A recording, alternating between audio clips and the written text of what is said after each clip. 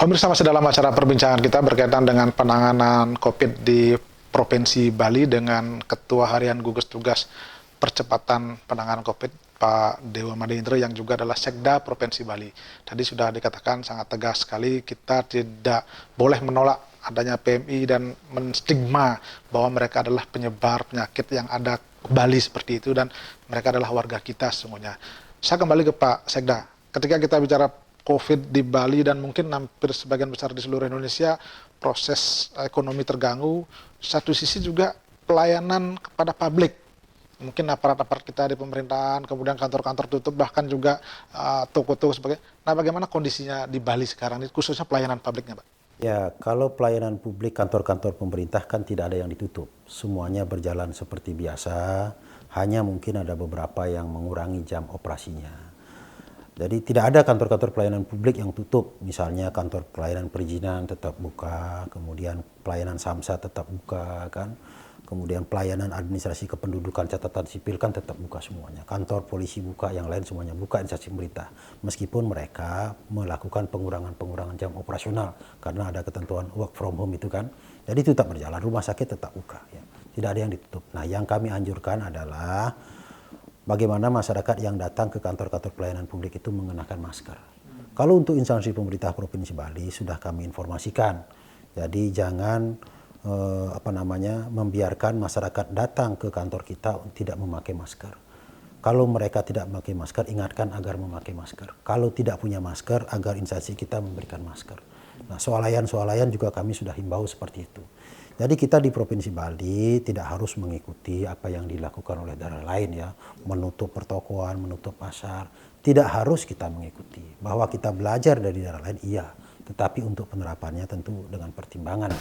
Ya, bagaimana dengan upaya pengawasan di lapangan sendiri? Kadang-kadang kan ada beberapa yang memang tutup sampai jam sekian, tapi ada juga yang melanggar. Ini bagaimana upaya dari Pemda bisa bekerjasama dengan Satgas yang ada di bawah itu, Pak?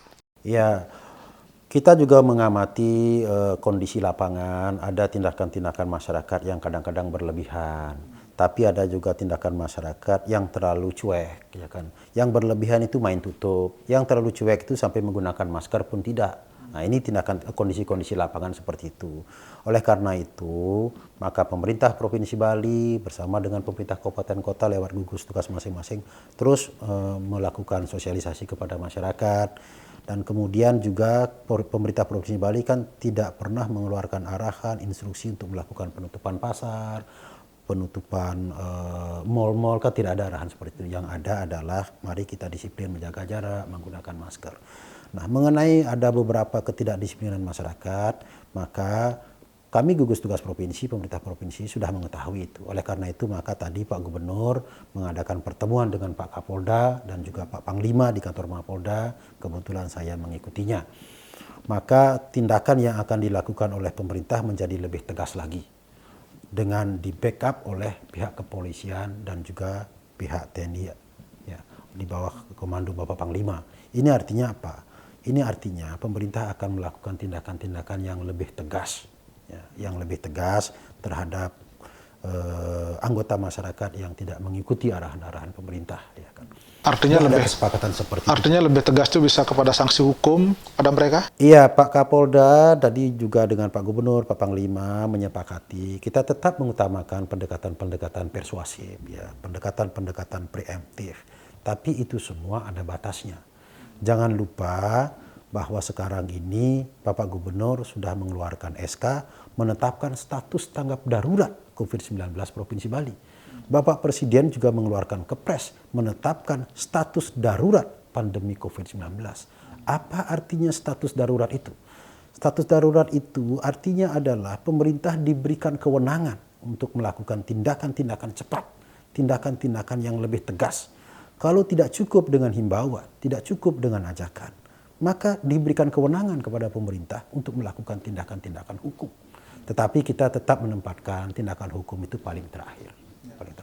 Terakhir mungkin Pak Sekda, berarti ini kita di Bali atau mungkin kita masyarakat ekonomi belum bisa berharap kira-kira kapan kita akan bisa kembali normal, bahkan mungkin ada beberapa tempat yang mungkin tanggal sekian saya akan buka tempat ini atau lokasi pariwisata ini. Ada nggak kepastian seperti itu, Pak? Ya, kalau kepastian kapan berakhirnya semua orang tidak bisa memprediksi.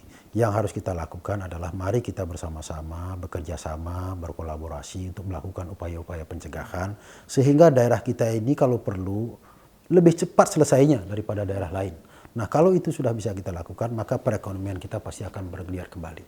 Jadi kapan ini akan berakhir? Saya kembalikan kepada kedisiplinan masyarakat. Kapan masyarakat betul-betul disiplin sampai tidak ada lagi laporan tentang kasus transmisi lokal. Artinya pemerintah Provinsi Bali akan terus mengupdate informasi itu ya. Dan kalau ada daerah-daerah lain yang mungkin khususnya tempat-tempat wisata yang mau membuka di luar ketentuan itu, apa yang dilakukan, Pak? Ya kalau saat sekarang gini pemerintah pasti ngambil tindakan tegas. Ini kita masih suasana tanggap darurat. Jangan dulu membuka.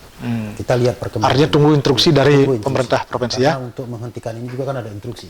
Untuk membukanya tentu ada instruksi. Baik, terakhir mungkin Pak, harapan kepada desa adat, kepada desa dinas, dan kepada jajaran di bawah apa Pak? Ya, kepada seluruh masyarakat Bali, baik itu desa dinas maupun desa adat, kami sampaikan bahwa pemerintah telah bekerja keras untuk melakukan pencegahan penularan COVID-19. Apa yang dilakukan pemerintah sudah mempertimbangkan berbagai aspek.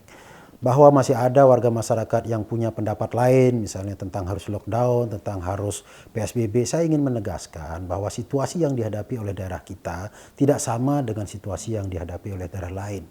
Terhadap situasi yang berbeda, jelas tidak membutuhkan kebijakan yang sama, tidak membutuhkan strategi yang sama.